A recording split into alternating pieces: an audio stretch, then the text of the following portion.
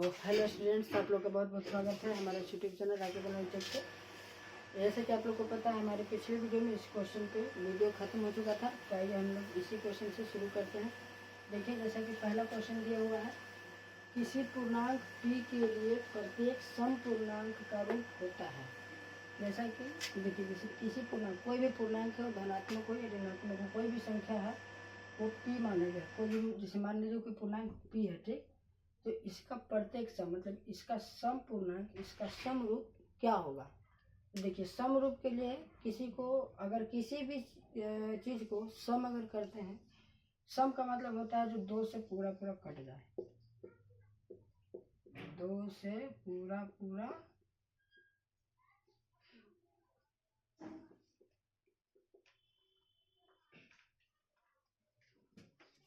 Cut जाए। तो दो से पूरा पूरा कब कटेगा, जब वो दो का गुणांक हो तभी ना। जैसे देखिए, यहाँ ऑप्शन से अगर हम चलेंगे तो देखिए, मान लीजिए कोई भी संख्या ले लीजिए 3, ठीक, कोई भी संख्या ले लीजिए 3।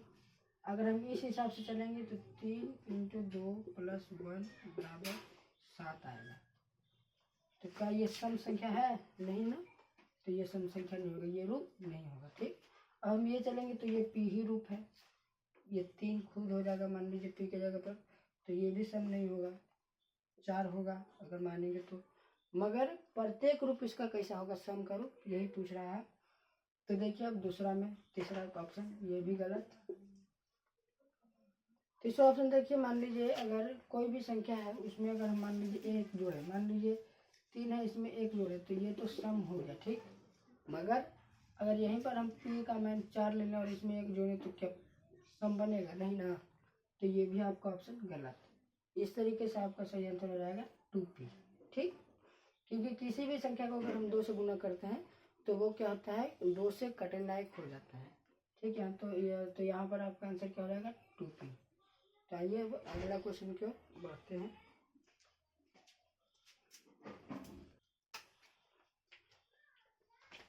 देखिए, जैसा कि हमारे यहाँ पर दूसरा क्वेश्चन आ चुका है। दूसरा क्वेश्चन क्या बोलता है, देखिए, निम्नलिखित में कौन सबसे छोटी प्रकृत संख्या है। यहाँ पे कई सारे जो हमारे दोस्त हैं वो हड़बड़ा के 2 पर मार देंगे, मगर ये गलत हो जाएगा। देखिए, इसका सही आंसर हो जाएगा सबसे छोटी प्रकृत संख्या। सबसे पहले तो जानेंगे कि प्रकृत संख्या कहते किसको है। तो प्रकृत संख्या का मतलब होता है कि गिनती की संख्या को जो 1 से स्टार्ट होती है उसे प्रकृत संख्या कहते हैं, ठीक। तो यहाँ पर देखिए, प्रकृत संख्या यहाँ पर कौन सा होगा, 0 तो नहीं होगा, क्योंकि वैसी संख्या जो 0 से स्टार्ट होती है उसे पूर्ण संख्या कहते हैं, ये भी गलत हो जाएगा। और प्रकृत संख्या में कभी भी ऋणात्मक नहीं आता है, तो यहाँ पर ऋणात्मक संख्या ये भी नहीं आएगा।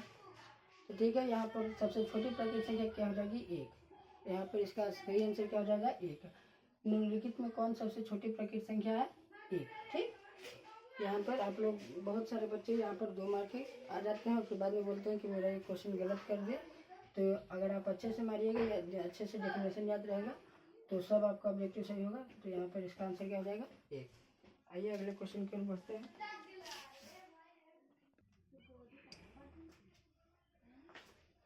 देखिए दोस्तों, यहाँ पर हमारा तीसरा क्वेश्चन आ चुका है। तीसरा क्वेश्चन क्या कहता है, देखिए, यूक्लिड विभाजन एल्गोरिथम 2 धनात्मक पूर्णांकों के निम्न में से किसे परिकलित करने का तरीका है। तो इस क्वेश्चन का कहने का मतलब है कि यूक्लिड विभाजन एल्गोरिथम है, इसका उपयोग मुख्य रूप से 2 धनात्मक संख्याओं के किस चीज को निकालने के लिए या किस चीज को ज्ञात करने के लिए उपयोग करते हैं। तो यूक्लिड विभाजन एल्गोरिथम का उपयोग मुख्य रूप से किसी भी 2 धनात्मक पूर्णांकों के HCF ज्ञात करने के लिए करते हैं, ठीक है।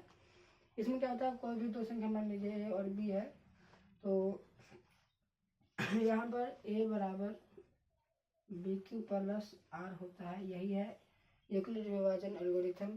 अगर ये R शेषफल अगर 0 हो जाए तो यहाँ पर जो B बचता है वही हमारा क्या होता है, HCF होता है उन दोनों संख्याओं का, ठीक है। इसी ऑब्जेक्टिव के क्रम में आप आगे इसका ऑब्जेक्टिव आप देखिएगा। इस फार्मूला के उपयोग से हम किसी 2 संख्याओं का HCF भी ज्ञात करेंगे। तो आगे बढ़ते हैं तीसरे क्वेश्चन की ओर। उम्मीद है कि यहाँ तक किसी को दिक्कत नहीं हुआ होगा। और हाँ, जो लोग हमारे इस यूट्यूब चैनल पर नए हैं, कृपया वो इस यूट्यूब चैनल को सब्सक्राइब करके और नोटिफिकेशन बेल का आइकन को प्रेस कर लें, ताकि आपको सभी नोटिफिकेशन की जानकारी सबसे पहले मिले।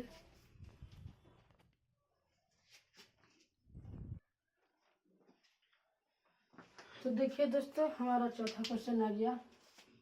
देखिए क्या दिया हुआ चौथा क्वेश्चन में, यदि 130 बराबर 15 गुने 8 प्लस 10 और 15 बराबर 5 गुने 3 प्लस 0, तो HCF ऑफ इतना 130 और 15 का HCF कितना होगा। जैसा कि आप लोग को अभी हम इसके जस्ट पहले वाले क्वेश्चन में बताए थे, यूक्लिड विभाजन एल्गोरिथम, यूक्लिड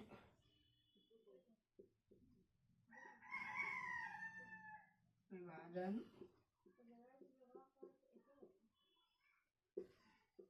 एल्गोरिथम, ये हम क्या बताए थे, ए बराबर बी क्यू प्लस आर।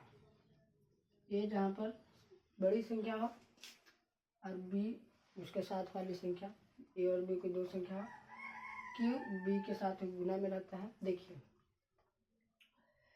हम क्या बताए थे, जब यहाँ पर आर का मतलब रिमाइंडर, ठीक, जब रिमाइंडर 0 हो जाए तो यहाँ पर बी वाला जो संख्या होता है बी की जगह पे, वो आपका HCF होता है। ये हम नॉर्मल भाषा में बता रहे हैं। जब हम पहले वाले चैप्टर को स्टार्टिंग से पढ़ाते हैं तो इसको डिटेल में लेके जाते हैं, मगर अब कुछ लोगों का है कि छूटा हुआ है, कुछ लोग पढ़े ही नहीं है, तो उनके लिए है ये शॉर्टकट। ठीक, उनके लिए शॉर्टकट क्या है कि यहाँ पर ए बराबर बी क्यू प्लस आर है। ठीक, अगर यहाँ पर ये प्लस वाला जो आर है, आर की जगह पर 0 हो जाए, तो ये क्यू के बगल वाला जो बी है, मोटा मोटी भाषा में बी होता है, यही उन दोनों संख्याओं का HCF होता है। ठीक, तो जैसा देखिए 130 बराबर इतना प्लस दिया है, b into Q plus R के रूप में है। ठीक, अब फिर यहाँ वाला उठा के यहाँ ले आए, फिर इसका गुणनखंड किया तो शेषफल कितना बच गया, 0। तो इसका HCF कितना होगा, ये वाला जो संख्या है ना, ये होगा। हम ये मोटा मोटी भाषा में आप लोगों को बता रहे हैं ताकि जिनको याद है तो अच्छी बात है, उनको याद रहना करेगा, और जिनको ना भी याद हो उनके लिए भी ये फायदा करेगा। ठीक है, अब जिनको लग रहा है कि मेरा एग्जाम बहुत नज़दीक है, मेरे से नहीं होगा, तो उनके लिए ये तरीका है कि चुप जाने, ये तरीका ये वाला जो अभी हम बताए बी वाला रट जाइए, देख लीजिए आपका क्लियर हो जाएगा। फिर एग्जाम बाद आपको सीखने का शौक है, सीखिए, उसके लिए कोई दिक्कत नहीं, सीखने के लिए तो पूरी ज़िंदगी पड़ी है। अब अगर आपका एम है कि एग्ज़ाम में बहुत अच्छा किया है तो उसके लिए यही रामबाण तरीका है। तो आइए यहाँ पर देखिए, बी क्यू प्लस आर 0 हो गया, तो यहाँ पर एक्सेप्ट क्या हो जाएगा, बी 5। देखिए तीनों चारों ऑप्शन में 5 कहाँ है, ऑप्शन नंबर बी 5 सही आंसर हो जाएगा। ठीक है, उम्मीद है कि आप लोग को ये क्वेश्चन समझने में कोई दिक्कत नहीं हुई होगी। तो चलिए अगले क्वेश्चन की तरफ बढ़ें। अगर आप लोग ये वीडियो अच्छा लग रहा है तो प्लीज़ एक लाइक करें और कमेंट ज़रूर करें। कमेंट में ज़रूर बताएं कि हमारा वीडियो आप लोग को कैसा लगता है। कुछ भी अगर गलती खामी जो भी आपको लगे कि ये गलती यहाँ पर हुई है तो प्लीज़ आप हमें कमेंट में बताएं ताकि हम उससे और भी सुधार सकें। और एक और प्रॉब्लम होती है कि साउंड क्लियर नहीं है, बहुत से लोगों का कमेंट आता है कि साउंड क्लियर नहीं आता है। तो साउंड का एक प्रॉब्लम है कि मेरे पास माइक की सुविधा नहीं है, जिससे कि साउंड क्लियर नहीं आ पाता है। तो अभी कुछ दिन के लिए अभी ऐसा ही चलेगा। कुछ दिन के बाद जैसे जैसे ग्रो करेगा चैनल, तो उम्मीद है कि ग्रो करे आप लोग के सपोर्ट से। बस आप लोग सपोर्ट करते रहिए, बस थोड़ा सा और मेहनत करिए, आप लोग थोड़ा सा और सपोर्ट करिए ताकि हम लाइव अब चला सकें। अब ज़्यादा दूर नहीं है, और जैसे जैसे मेरा चैनल ग्रो करता है तो हम सारी सुविधाएं यहाँ पर लाने की कोशिश करते हैं। तो उम्मीद है कि यहाँ तक कोई दिक्कत नहीं हुई होगी। चलिए अगले क्वेश्चन की तरफ बढ़ते हैं।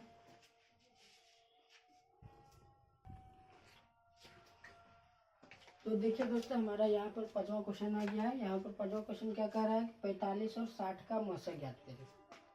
ये देखिए एक ही कि फॉर्मूला पर कितने सारे क्वेश्चन बनकर आते हैं। देखिए कितने इजी है मैट्रिक एग्जाम। मगर कुछ लोग कुछ दोस्त हमारे हैं कि मैट्रिक को बहुत भारी समझ के रखे हुए हैं, तो यहाँ पर ये कोई दिक्कत वाली बात नहीं है, बहुत ईजी है मैट्रिक एग्जाम। बस जितना पढ़े हैं साल भर उतना ही में से आता है। बस आप दिक्कत क्या हो जाता है कि हम लोग लास्ट में रिवाइज नहीं करते हैं। ठीक, तो वही हम करवा रहे हैं अभी मैथ का 100 ऑब्जेक्टिव क्वेश्चन भी आई है। ये पूरी उम्मीद है कि मैट्रिक के एग्जाम में मैथ के क्वेश्चन पेपर में जरूर आएगा। 100 ऑब्जेक्टिव तो कम से कम तो इसमें 50 तो जरूर लड़ेगा ही लड़ेगा। ठीक। और हाँ, जब भी क्वेश्चन, जब आपका एग्ज़ाम हो जाएगा बोर्ड का, तो हम इसके क्वेश्चन का आंसर की भी मिलवा देंगे आपको। ठीक, कि आपका कितना सही हुआ है। तो आइए, आप लोग सिर्फ भरोसा रखिए कि ये जो 100 ऑब्जेक्टिव हम अभी बता रहे हैं, इसमें से तो लड़ेगा ही लड़ेगा। कुछ लोग को भरोसा ही नहीं रहता, कुछ लोग डर रहे होते हैं कि इसमें से आएगा कि नहीं आएगा, आएगा कि नहीं आएगा। तो ये सोचने में उनका समय बीत जाता है और वो देख नहीं पाते हैं, अच्छा से ध्यान नहीं दे पाते हैं, जिससे उनका बोर्ड में एग्जाम अगर क्वेश्चन वो आया भी होता है ना, तो वो उस क्वेश्चन को छोड़ देते हैं। फिर बाद में घर आकर क्या बोलते हैं कि ये तो क्वेश्चन हमसे लड़ा ही नहीं, मेरे को तो ये टीचर पढ़ा ही नहीं, मेरे को तो ये भैया बताया ही नहीं थे। तो टेंशन में ये सारा खेल होता है। आप लोग टेंशन मुक्त रहिए, जितना बता रहे हैं उतना आप लोग करके जाइएगा। बहुत आसान है, जाइएगा सेंटर पे, बहुत खुशी होगा आपको यह क्वेश्चन बनाते हुए। बोले कि हाँ, राकीब भाई बोले थे। तो देखिए, हम लोग 5वें क्वेश्चन की तरफ थे, इसको मिटा देते हैं।